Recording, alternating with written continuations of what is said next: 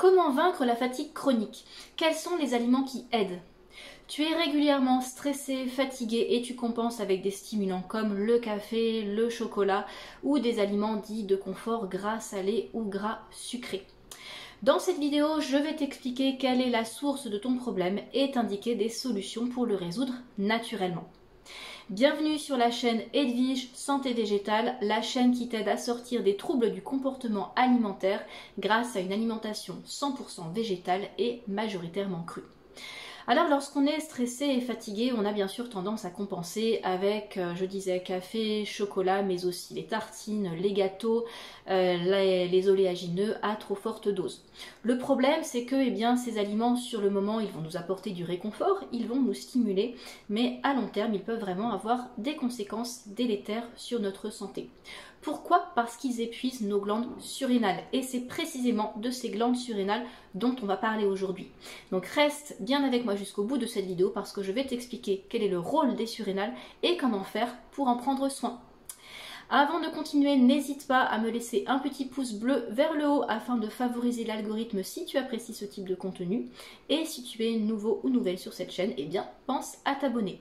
En attendant, je t'invite à télécharger ton livret de 20 recettes High Carb Low Fat gratuit. Ce sont des recettes riches en bons glucides et pauvres en matières grasses. Tu trouveras le lien dans la description en dessous.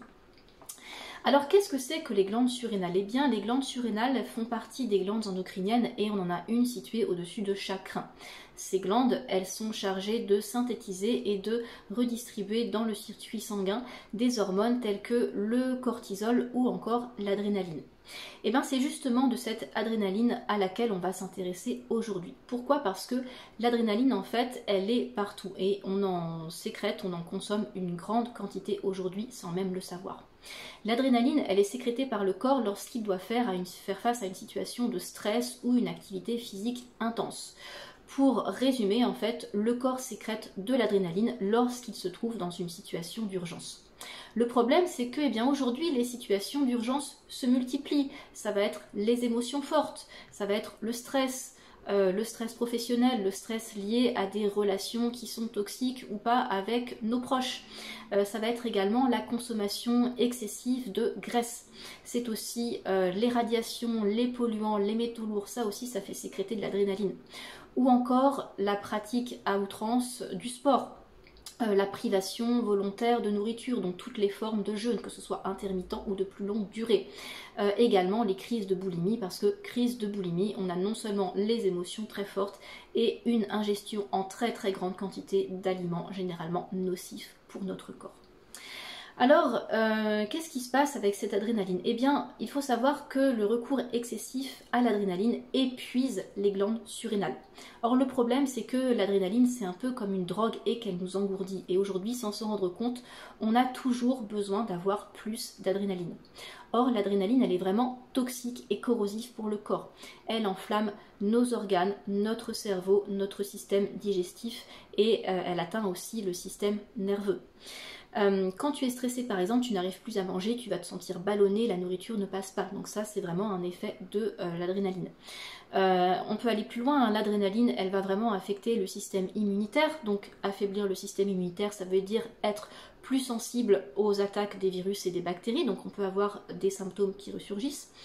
Ça veut dire aussi qu'elle peut déséquilibrer complètement les hormones, elle peut entraîner la chute de libido, une fertilité plus ou moins longue ou encore la chute des cheveux. Alors comment on fait pour prendre soin de ces surrénales? Eh bien, il faut comprendre qu'il faut manger. Oui, mais on ne mange pas n'importe quoi, évidemment. Alors les pratiques à proscrire déjà, c'est que tu vas arrêter de jeûner pendant 6, 7, 8 heures, c'est-à-dire voilà, d'être dans ton truc, on fait un repas le matin, on mange pas de la journée, on saute le repas du midi et on carbure au café. Donc ça vraiment, le jeûne, les produits qui sont bourrés de caféine, les sodas, ce genre de trucs, ça va vraiment épuiser tes glandes surrénales.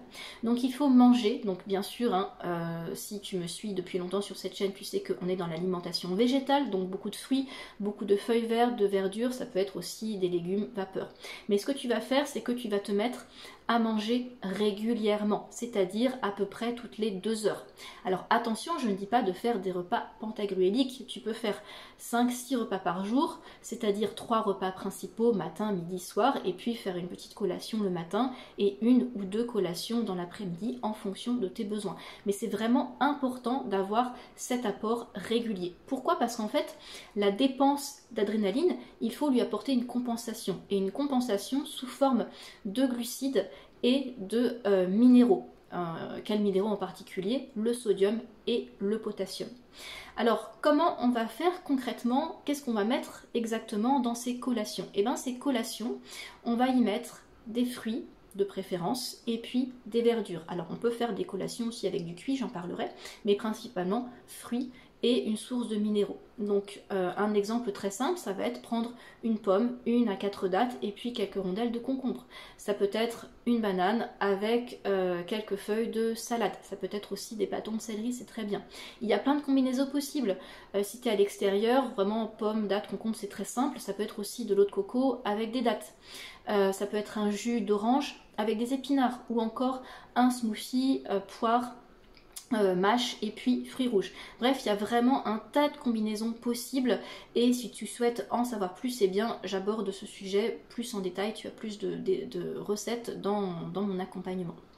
Alors dans les minéraux aussi, tu peux ajouter de la spiruline, tu peux ajouter du jus d'herbe d'orge, hein, vraiment il y a tout un tas de combinaisons. Pomme chou-fleur aussi, c'est une combinaison à laquelle on ne pense pas du tout, c'est vraiment très très bon. Alors il y a des plantes évidemment aussi qu'on peut prendre pour soutenir ces glandes surrénales. Donc on peut prendre de l'ashwagandha, c'est une plante qui est utilisée en médecine ayurvédique. On la trouve généralement sous forme de poudre ou alors sous forme d'extrait liquide, on va prendre ça en pipette.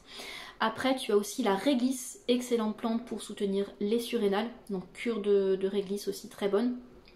Aussi l'ortie et aussi la mélisse. Donc l'ortie soutient les surrénales, elle contribue aussi à la reminéralisation. Donc si tu es sujet à l'alopécie, eh bien l'ortie sera très bonne. La mélisse, elle va soutenir les surrénales, elle va soutenir le système nerveux également, t'aider aussi à combattre virus et bactéries. Donc toutes ces plantes, on peut les prendre soit sous forme d'infusion, soit sous forme d'extrait liquide parce que évidemment leur action sera encore plus efficace. Alors il faut bien comprendre qu'il y a une forte corrélation entre les surrénales, le foie et le système nerveux. Donc plus tes surrénales sont fatiguées, plus tu vas te sentir épuisé, plus ton système nerveux va être affaibli. Donc en fait c'est un cercle vicieux, hein. C'est pour ça qu'il faut vraiment veiller à tout cela. Alors n'hésite pas aussi à te supplémenter en vitamine B12 parce que la vitamine B12 elle est là aussi pour soutenir le système nerveux.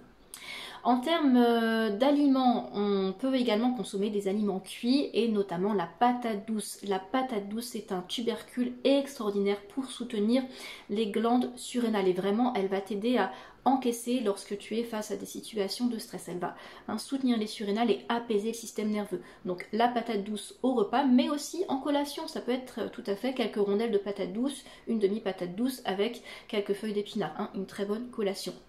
Un dernier aliment, ce sont les petits pois. Les petits pois sont excellents également pour soutenir les surrénales. Donc tu peux manger des petits pois, tu peux très bien les prendre en surgelé et les utiliser dégelés, cuits légèrement à la vapeur. Un grand bol tous les jours, ça va énormément apporter de soutien à tes glandes surrénales.